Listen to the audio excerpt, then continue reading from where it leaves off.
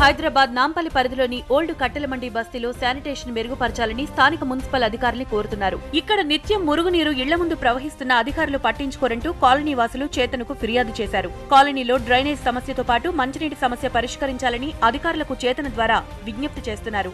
ఎన్నో ఏళ్లుగా ఇరుకిరుకు ఇళ్లలో మగ్గిపోతున్న తమకు డబుల్ బెడ్రూమ్ ఇళ్లు నిర్మించి అర్హులందరికీ కేటాయించాలని కోరుతున్నారు. అధికారులు సర్వే చేపట్టి కేవలం 103 ఇళ్లు మాత్రమే మంజూరు చేస్తామని చెప్తున్నారన్నారు. అయితే అర్హులైన వారు మరికొంతమంది ఉన్నారని వారికి ఇళ్లొచ్చేలా చర్యలు చేపట్టాలని డిమాండ్ చేస్తున్నారు.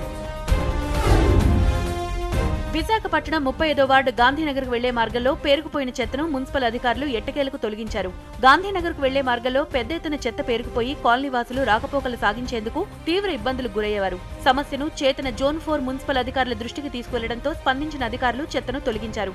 కాలనీవాసులు జోన్ 4 అధికారులకు చేతన టీంకు కృతజ్ఞతలు తెలిపారు. విజయవాడ నగరపాలక సంస్థ పరిధిలోని 53వ డివిజన్ దేవీనగర్ కరకట్ట వాసులు పక్కా ఇళ్ల కోసం 6 నెలలుగా ఎదురుచూస్తున్నారు.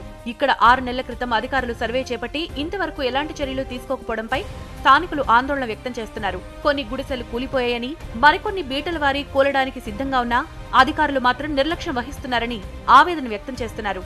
ఇళ్ల కోసం అప్పులు చేసి 66,000 రూపాయలు డీడీలు చెల్లించామని చెప్తున్నారు. స్థానిక నేతలు అధికారులు స్పందించి డీడీలు చెల్లించిన తమకు ఇళ్లు కేటాయించాలని డిమాండ్ చేస్తున్నారు.